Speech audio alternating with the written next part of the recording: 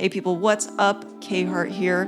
So I'm super excited. For those of you that have been paying attention, you probably noticed that I'm in a different room than I usually am when I film, and that's because I decided to move into a little bit bigger room in my house, upgrade my home studio, get some monitors, a bigger desk to fit everything on it. So I am super excited. I'll probably give you guys a little tour of my new setup and my gear in the next video when I have it completely set up. But for today's video, I'm going to do a step-by-step breakdown on how to make some super smooth, moody lo-fi. We're talking like rainy evening vibes, perfect for the weather outside right now. And I'm going to do a step-by-step process, drums, chords, melodies, all the stuff that you need to make it on your own from scratch. So let's go ahead and hop right into Ableton. All right, so BPM is at 78 for this one.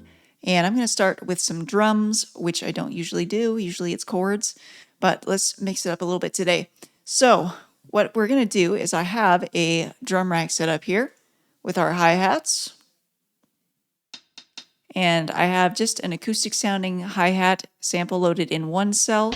And this other cell you can see is an entire loop. So what I want to do is come in here and I'm going to just pick one of these hits that I like. So I'm just going to use the push. You can also just do this in the simpler. It's probably faster using the simpler, but I bought a push 3 and I'm determined to use the frickin' thing. So now we've got that sample, so I can just kind of go back and forth between them like this. And I'm going to pan one slightly to the right, one slightly to the left. And we end up with something like this. So pretty simple hi-hat pattern. Really, the only things we need to notice here is that it is not right on the grid, even though it looks pretty close to it. And you also need to make sure that your velocities are being randomized a little bit for that human touch. So for the snare hits, I decided to find a drum fill sample off of Splice.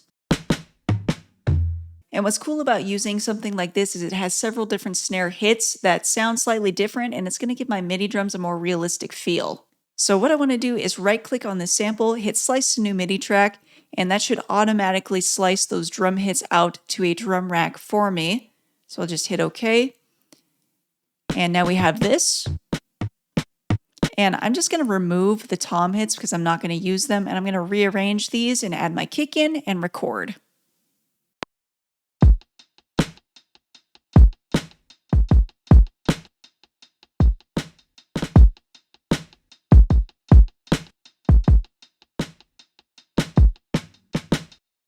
And that's pretty much it for the drums. I'm really just trying to keep this one super simple. The only thing I've done here is I've separated out my kick and my snare for mixing. It just makes it easier for me.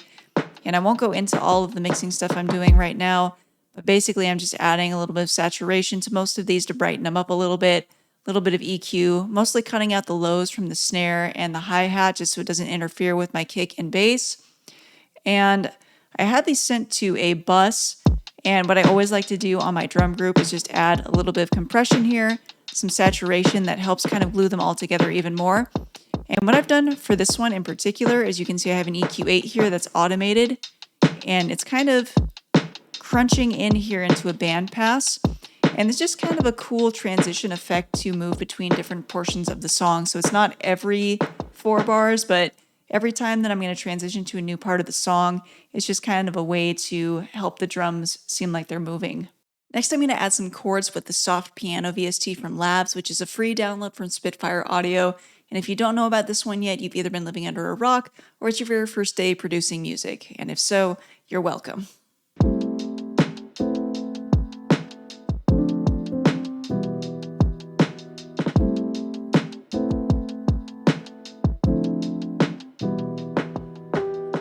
All right, so let's talk about these chords because I know y'all come here for the music theory knowledge, and who am I to deny you? We are in the F Lydian mode today, which is basically F major. The only thing that changes is this 4th note, this B flat or A sharp, however you want to look at it, just turns into a B, so a natural B there. It's a raised 4th. And this is really great for this tension here. You can see I use this in the 2nd chord. That B and that C are right next to each other, which creates a really dark kind of moody vibe, which is perfect if that's what you're going for. And the only other thing I've done here to these chords was I copied down these root notes, took them down an octave to make the piano seem a little bit more full. So we're starting off on the 1 chord, which is this F-minor-9, and you'll notice that these are all extended chords, meaning they're more than just the 3 notes that make up the triad. This next one is an A minor add 9. So we have the main A minor chord, which is the A, C, E, and then we have this B, which normally would be up here, which is the 9. We're skipping the 7. All I'm doing is I'm bringing it down an octave to make that nice tension with those notes that are only a semitone apart. Then we come down to this D minor 7, over to the E minor 7. And this is basically only a 2-bar loop that's repeated over. I'm really only changing this last chord to an E minor, I believe it's an add 11. So basically the same chord progression. And the only thing I'm doing is adding this G here as kind of a turnaround note to go back to the beginning of the chord progression again.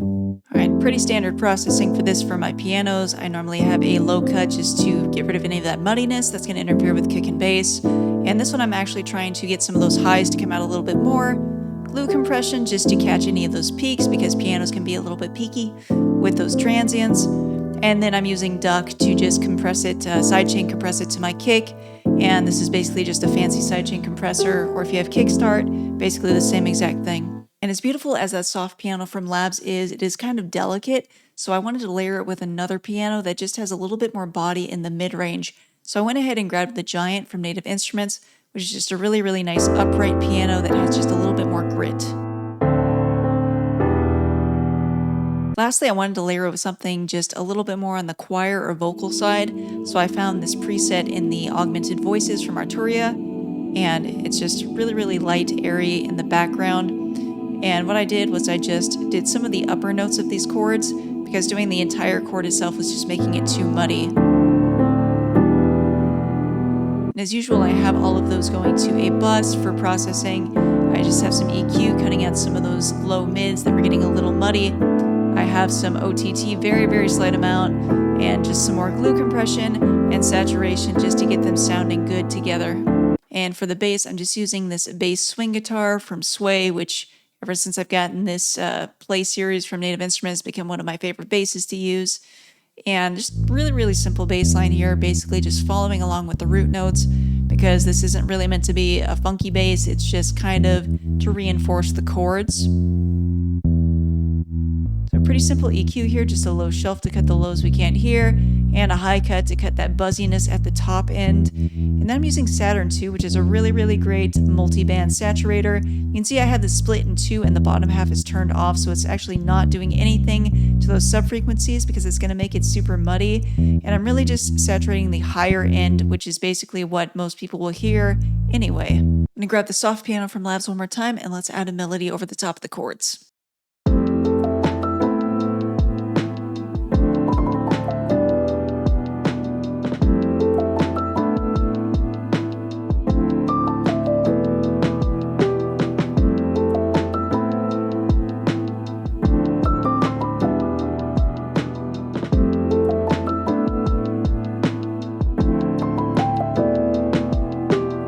So here's that melody along with the chords. The melody are the notes in blue and the chords are in pink.